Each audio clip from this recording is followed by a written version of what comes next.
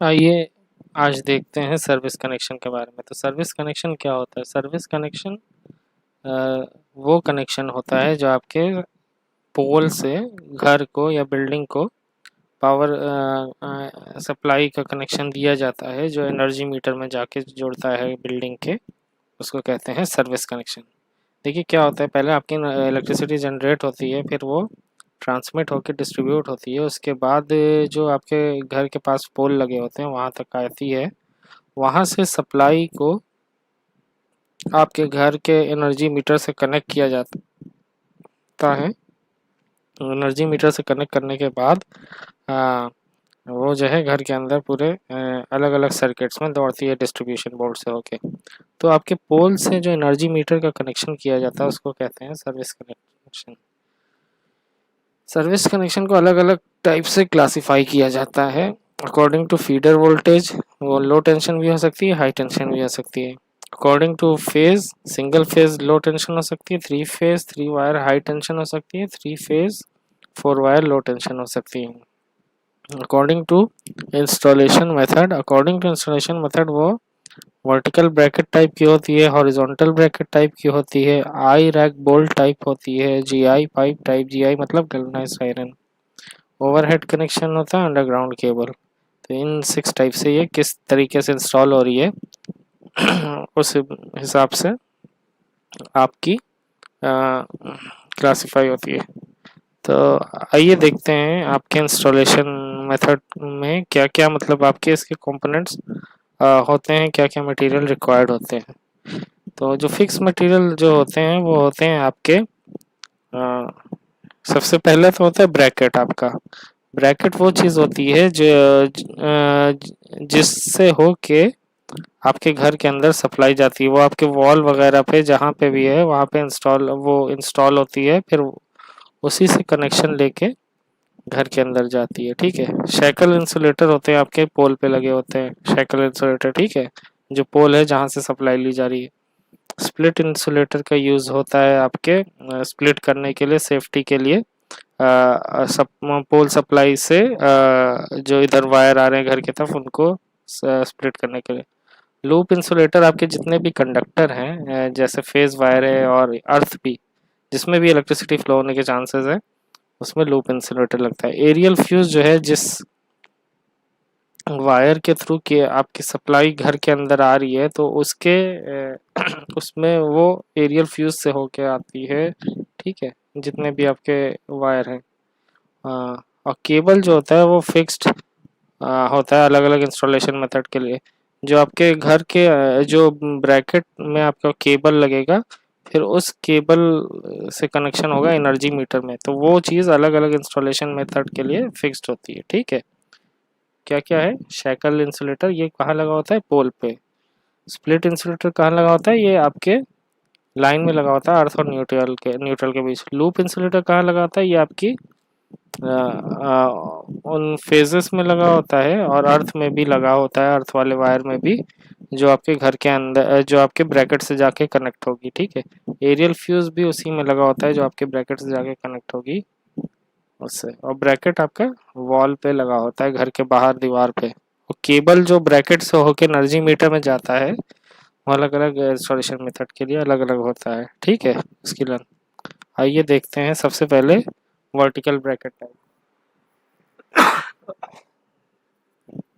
ये एक आपका बेसिक एग्जांपल है सर्विस कनेक्शन का, जो कि वर्टिकल ब्रैकेट।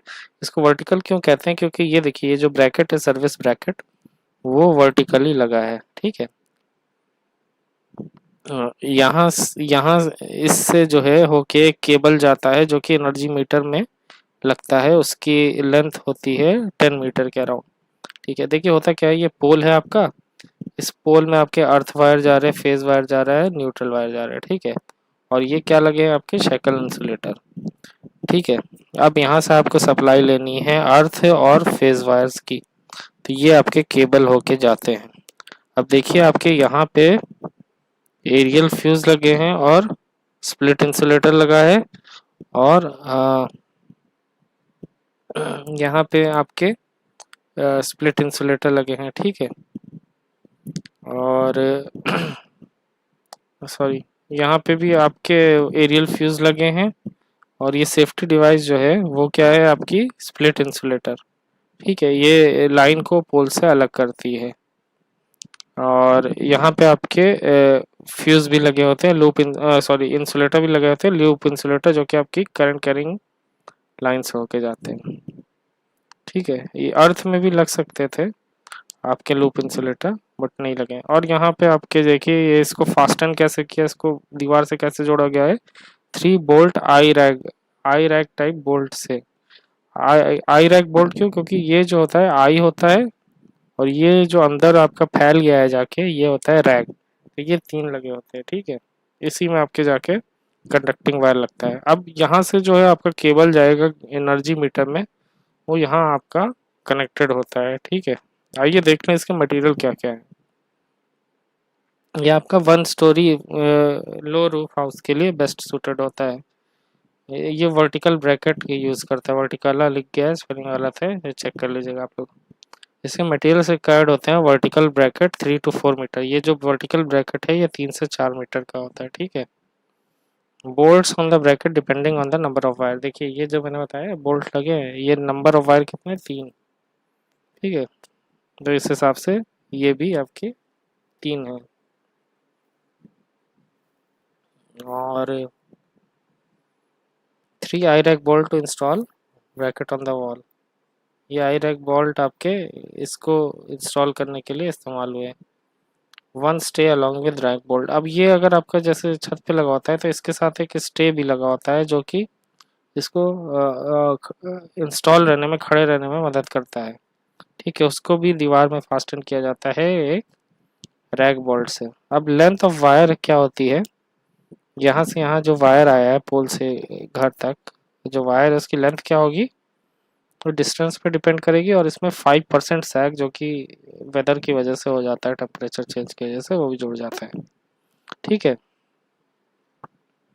जिसमें भी आपकी करंट फ्लो की पॉसिबिलिटी है उसमें लूप इंसुलेटर यूज़ करते हैं। यानी यहाँ पे जितने भी आपके हैं लूप इंसुलेटर यूज़ हुए, जिसमें भी करंट फ्लो आपके पॉसिबिलिटी है फेज वायर्स। ठीक है,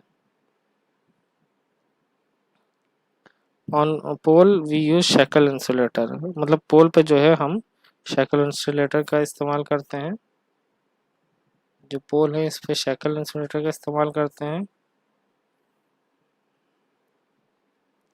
जो अर्थ और न्यूट्रल के बीच में देखिए स्प्लिट इंसुलेटर का इस्तेमाल करते हैं, उनको अलग करने के लिए आपके सप्लाई से। ठीक है,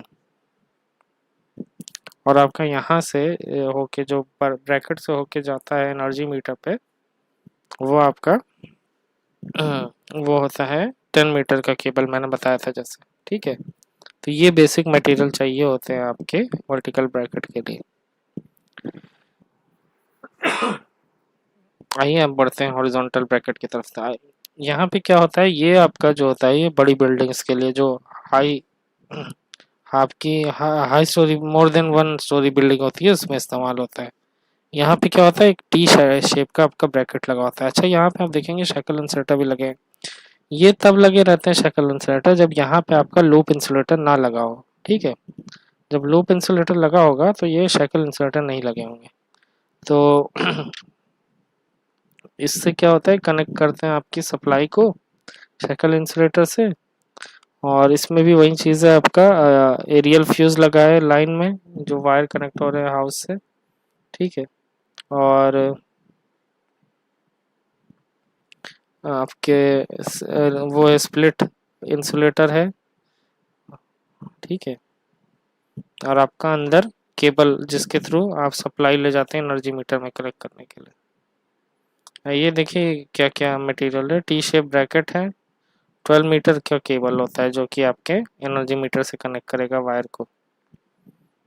देखिए हम शैकल इंसुलेटर इस्तेमाल कर सकते हैं अगर लीप इंसुलेटर नहीं यूज़ हुआ है वायर में। अगर लूप इंसुलेटर कब इस्तेमाल करते हैं, शैकल नहीं यूज़ हुआ है ब्रैकेट में। Split insulator, aerial fuse. तो बेसिकली देखिए क्या क्या पार्ट होते हैं आपके। एक तो ब्रैकेट होता है, आपके इंसुलेटर्स होते हैं, फ्यूज होता है। ठीक है, और केबल का इस्तेमाल होता है, जो केबल आपका ब्रैकेट से होते हुए एनर्जी मीटर में कनेक्ट करता है। ये आपके इंस्टॉलेशन में सब में कॉमन पाया जाएगा। अब ये आ गया आपका जीआई पाइप टाइप। इसमें क्या होता है, इसमें भी वही सब चीजें होती हैं, एक जीआई पाइप का इस्तेमाल होता है, ठीक है। ये 7.5 मीटर का जीआई पाइप होता है। ये जो कर्व्ड हिस्सा होता है गोल वाला, ये 2.5 मीटर का होता है, और ये जो होता है ये 5 मीटर का होता है, ठीक है।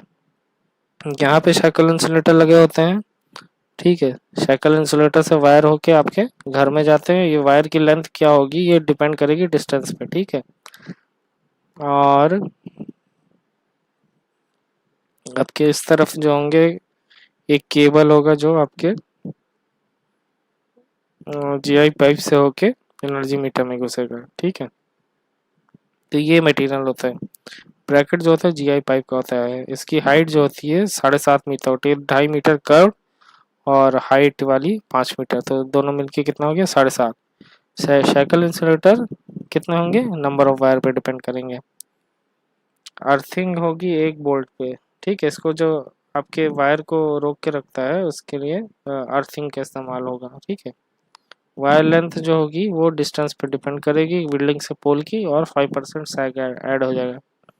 शैकल इंसुलेटर के लिए क्लैंप चाहिए होगा उसको रोकने के लिए। एरियल फ्यूज भी चाहिए होगा, जो आपके वायर होके इससे ब्रैकेट से कनेक्ट हो रहा है तो वहाँ पे आपको फ्यूज भी चाहिए होगा। लूप इंसुलेटर आपके करंट कैरिंग वायर में रहेगा। और स्प्लिट इंसुलेटर कहाँ रहेगा, आपके अर्थ और न्यूट्रल के बीच। अब जो ये गलत लिखा है, 10 मीटर केबल जो है ये आपका कनेक्ट होगा जाके जो एनर्जी मीटर है उससे कनेक्ट होगा। मैं आपकी जो पीपीटी है वो करेक्ट कर दूंगा, ये इसको मत देखिए। इसमें 10 मीटर केबल की लेंथ होगी जो आपके ब्रैकेट से जाके एनर्जी मीटर में जुड़ेगी। इसको मैं करेक्ट करके दे दूंगा आपकी पीपीटी को। नेक्स्ट आता है आपका आई रैक बोल्ट टाइप। आई रैक बोल्ट टाइप में क्या होता है, दीवार में आपके बोल्ट कस दिए जाते हैं, ठीक है। और ये जो फैला हुआ हिस्सा है इसको रैक कहते हैं, जहाँ कर्सर को देखिएगा, ठीक है। इसमें कनेक्ट होके जाता है वायर आपका। उसमें भी यही सब चीजें आपकी, स्प्लिट इंसुलेटर है ये लूप इंसुलेटर है, ये एरियल फ्यूज है आपके, और घर के अंदर केबल जा रहा है, ठीक है, एनर्जी मीटर से कनेक्ट होके। क्या है, number of I rack bolt कितने आते हैं, नंबर ऑफ वायर के बराबर।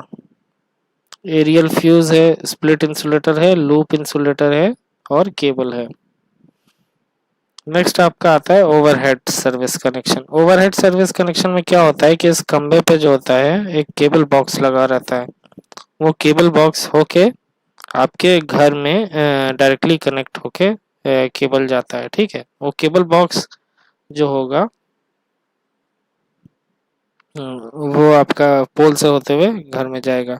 इसमें भी वही सब चीजें हैं, आपके शैकल इंसुलेटर लगे हैं पोल पे, स्प्लिट इंसुलेटर लगा है आपका, एरियल फ्यूज लगा है वायर और उसके बीच में, और लूप इंसुलेटर लगे हैं।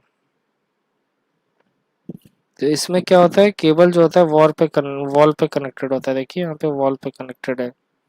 और मटेरियल क्या होता है, केबल बॉक्स। केबल लेंथ क्या होगी आपकी, यहाँ से यहाँ तक, पोल से घर तक, ये होगी distance between house and pole, और 5% सैग जो कि आपकी एक्सपेंशन की वजह से होता है। और जो सपोर्टिंग वायर यूज होता है केबल का, वो अर्थिंग की तरह भी यूज हो सकता है। और जो केबल की लेंथ होगी वो 10 मीटर की होगी, ठीक है। अब आता है आपका अंडरग्राउंड सर्विस कनेक्शन। इसमें क्या क्या पार्ट होते हैं आपके, वहीं पोल है, पोल में शैकल इंसुलेटर लगे हैं। अब इसमें आपका जो होता है एक केबल बॉक्स होता है जिसके अंदर आपके single core, 2 core, depending 2 core cable कब होगा, जब आपका सिंगल फेज होगा, एक तो फेज के लिए और एक न्यूट्रल के लिए। ऐसे ही जो है आपके कोर होंगे केबल के, ठीक है। यहाँ पे क्या होगा, आपका जीआई पाइप से होते हुए एक अर्थिंग से होते हुए आपका जो है मीटर बॉक्स से जाके या एनर्जी मीटर से कनेक्ट होगा अंडरग्राउंड होके। ये जो है आपका 25 किलोवाट के ही से ज़्यादा के लिए यूज़ होता है। केबल बॉक्स आपका पोल पे लगा होता है, जिस अंडरग्राउंड केबल का केबल बॉक्स है वो पोल पे लगा होता है। और ये अगर 10 मीटर लंबा आपका पोल है तो केबल बॉक्स कहाँ होगा, 9 मीटर, यानी सबसे ऊंचाई से 1 मीटर कम। और जो ये आपका ट्रेंच है, गड्ढा है, इसकी गहराई कितनी होगी, 0.5 मीटर। और केबल बॉक्स में केबल की क्या किस रेटिंग के केबल के लिए होगा, जैसे हम लोग ने पिछली बार पढ़ा है केबल के डायमेंशन के लिए हम लोग पढ़ते थे कि उसका करंट निकालते थे कि कितना करंट बह सकता है, फिर उसको टेबल से मिला के टेबल से मिलाने के बाद हम देखते थे कि कितने करंट के लिए कितने mm² का रेडियस का केबल चाहिए। ठीक उसी तरीके से यहाँ पे आपके केबल बॉक्स में केबल की मेजरमेंट केबल यूज होते हैं, केबल उस हिसाब से मेजर करके। ठीक है, आप क्या करते थे, करंट निकालते थे, करंट के बाद उसकी डायमीटर रेडियस वगैरह मैच करते थे टेबल से, फिर उसी हिसाब से यहाँ पे भी है। अब जो है आपको न्यूमेरिकल जो इसमें आएगा तो उसमें क्या क्या स्टेप होंगे। सबसे पहले तो आप अज्यूम करेंगे चीज़ें जो कि आपको नहीं पता है। ठीक है, वो चीज़ों को आप अज्यूम कर लेंगे। और जो करंट आपका आएगा, करंट क्यों निकालते हैं, करंट आप निकालते हैं केबल की डायमीटर पता करने के लिए या रेडियस पता करने के लिए कितने डायमेंशन का केबल इस्तेमाल होगा। ठीक है, उसको आप टेबल से मैच करेंगे, जो अगर टेबल आपको दिया जाएगा उससे मैच करके उसकी आप रेडियस निकालेंगे। तो ये फॉर्मूला होता था, आपको याद आएगा, I = P/V cos φ। यहाँ पे हमेशा हम अच्छी cos φ इस्तेमाल अज्यूम करते हैं, इसलिए 0.9 अज्यूम करते हैं। Calculation of size of overhead conductor and weather proof cable, ये यहाँ से आ जाएगा। ठीक है, आपके इस फॉर्मूले से। फिर उसके बाद जो उसका मटेरियल अज्यूम किया जाएगा वो AAC होगा आपका। और जो डायग्राम फिर आप बनाएंगे सर्विस कनेक्शन का डायग्राम। ये बनाना ज़रूरी नहीं है, बट ये बनाएंगे तो अच्छी बात होगी। फिर list of material according to, जैसे हमने अभी पढ़ा पीछे, वर्टिकल में क्या चाहिए, हॉरिजॉन्टल में क्या चाहिए, और आपके GI में क्या चाहिए, और आपके आई रैग में क्या चाहिए, अंडरग्राउंड ओवरहेड में क्या चाहिए, उस हिसाब से मटेरियल करेंगे। फिर अगर आपसे कॉस्ट पूछता है तो उसी के आगे कॉलम बना के कॉस्ट भी लिख देंगे, फिर प्रोडक्शन कॉस्ट, फिर टोटल कॉस्ट लिख देंगे अगर ये पूछता है तो। ठीक है, तो ये कुछ आपका सर्विस कनेक्शन के बारे में था। तो आप PPT भी देख लीजिएगा और ये वीडियो भी देख लीजिए, कोई डाउट होगा तो मुझसे पूछ लीजिए।